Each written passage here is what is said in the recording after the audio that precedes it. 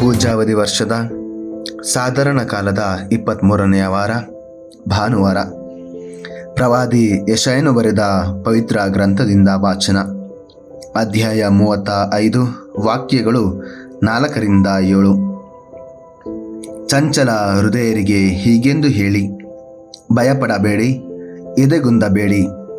ಬರುವನು ಆ ದೇವನು ಮುಯ್ಯಿ ತೀರಿಸಲು, ಬರುವನು ಆ ದೇವನು ಪ್ರತಿಕಾರವೆಸಗಲು. ತಾನೇ ಬರುವನು ನಿಮ್ಮನ್ನು ರಕ್ಷಿಸಲು. ಕುರುಡರ ಕಣ್ಣು ಕಾಣುವುದಾಗ, ಕಿವುಡರ ಕಿವಿ ತೆರೆಯುವುದಾಗ, ಜಿಗಿಯುವನು ಕುಂಟನು ಜಿಂಕೆಯಂತೆ, ಆಡುವುದು ಮೂಕನ ನಾಲಿಗೆ ಹರ್ಷಗೀತೆ. ಒರತೆಗಳು ಒಡೆಯುವುವು, ಅರಣ್ಯದಲ್ಲಿ ನದಿಗಳು ಹುಟ್ಟಿ ಹರಿಯುವುವು ಒಣ ನೆಲದಲ್ಲಿ. ಸರೋವರವಾಗುವುದ ಉರಿಗಾಡು, ಬುಗ್ಗೆಯಾಗುವುದ ಭುವಿ ಬರಡು. ನರಿಗಳು ನಿವಾಸಿಸುವ ಗುಹೆಗಳು ಆಗುವುವು, ಉಲುಸಾದ ಹುಲ್ಲು ಗಾವಲುಗಳು. ಪ್ರಭುವಿನ ವಾಕ್ಯ. ದೇವರಿಗೆ ಕೃತಜ್ಞತೆ ಸಲ್ಲಲಿ. ಸಂತ ಯಾಕೋಬರು ಬರೆದ ಪತ್ರದಿಂದ ವಾಚನ. ಅಧ್ಯಾಯ 2, ವಾಕ್ಯಗಳು 1ರಿಂದ 5. ನನ್ನ ಸಹೋದರರೇ, ಮಹಿಮಾನ್ವಿತ ಪ್ರಭು ಯೇಸು ಕ್ರಿಸ್ತರಲ್ಲಿ ವಿಶ್ವಾಸವಿಟ್ಟಿರುವ ನೀವು ಪಕ್ಷಪಾತ ಮಾಡಲೇಬಾರದು. ಉದಾಹರಣೆಗೆ, ಇಬ್ಬರು ನಿಮ್ಮ ಪ್ರಾರ್ಥನಾಲಯಕ್ಕೆ ಬಂದರೆಂದು ಇಟ್ಟುಕೊಳ್ಳಿ. ಅವರಲ್ಲಿ ಒಬ್ಬನು ಚಿನ್ನದುಂಗುರವನ್ನು ತೊಟ್ಟು ಸೊಗಸಾದ ಉಡುಪನ್ನು ಧರಿಸಿದವನು, ಮತ್ತೊಬ್ಬನು ಹರಕು ಬಟ್ಟೆಯನ್ನು ಹುಟ್ಟ ಬಡವನು. ಆಗ ನೀವು ಸೊಗಸಾದ ಉಡುಪನ್ನು ಧರಿಸಿದವನಿಗೆ ಗೌರವದಿಂದ, ಬನ್ನಿ ಸ್ವಾಮಿ, ಬನ್ನಿ, ದಯವಿಟ್ಟು ಈ ಪೀಠವನ್ನು ಅಲಂಕರಿಸಿ ಎನ್ನುತ್ತೀರಿ. ಬಡವನಿಗೆ, ನೀನು ಅಲ್ಲಿಯೇ ನಿಂತುಕೋ, ಇಲ್ಲವೇ ಕೆಳಗೆ ನನ್ನ ಕಾಲ ಬಳಿ ಕುಳಿತುಕೋ ಎನ್ನುತ್ತೀರಿ. ಹೀಗಿರಲು ನೀವು ನಿಮ್ಮಲ್ಲೇ ಭೇದಭಾವ ಮಾಡುತ್ತೀರಿ. ಅಲ್ಲದೆ ನೀವು ಮಾಡುವ ಈ ತೀರ್ಪು ದುರುದ್ದೇಶದಿಂದ ಕೂಡಿರುತ್ತದೆ.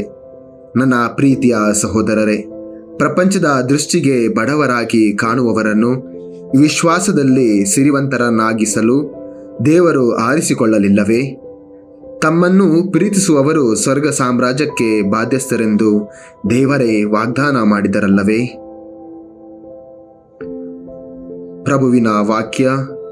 ದೇವರಿಗೆ ಕೃತಜ್ಞತೆ ಸಲ್ಲಲಿ. ಮಾರ್ಕರು ಬರೆದ ಪವಿತ್ರ ಶುಭ ಸಂದೇಶದಿಂದ ವಾಚನ. ಅಧ್ಯಾಯ 7, ವಾಕ್ಯಗಳು 31ರಿಂದ 37.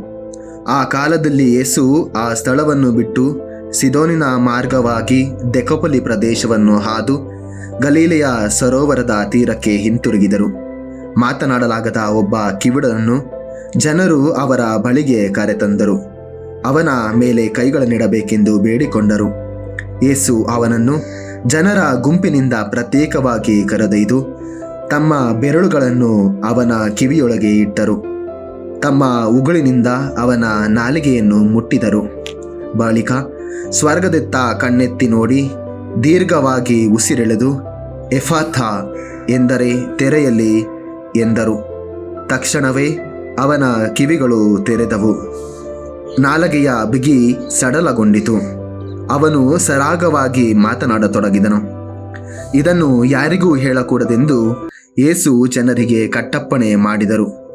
ಆದರೆ ಎಷ್ಟು ಹೇಳಿದರೂ ಕೇಳದೆ ಅವರು ಮತ್ತಷ್ಟು ಆಸಕ್ತಿಯಿಂದ ಈ ಕಾರ್ಯವನ್ನು ಪ್ರಚಾರ ಮಾಡಿದರು.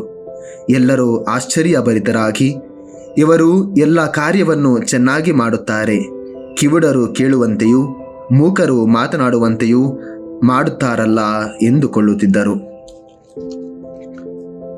ಪ್ರಭುವಿನ ಶುಭ ಸಂದೇಶ. ಕ್ರಿಸ್ತರೇ, ನಿಮಗೆ ಸ್ತುತಿ ಸಲ್ಲಲಿ.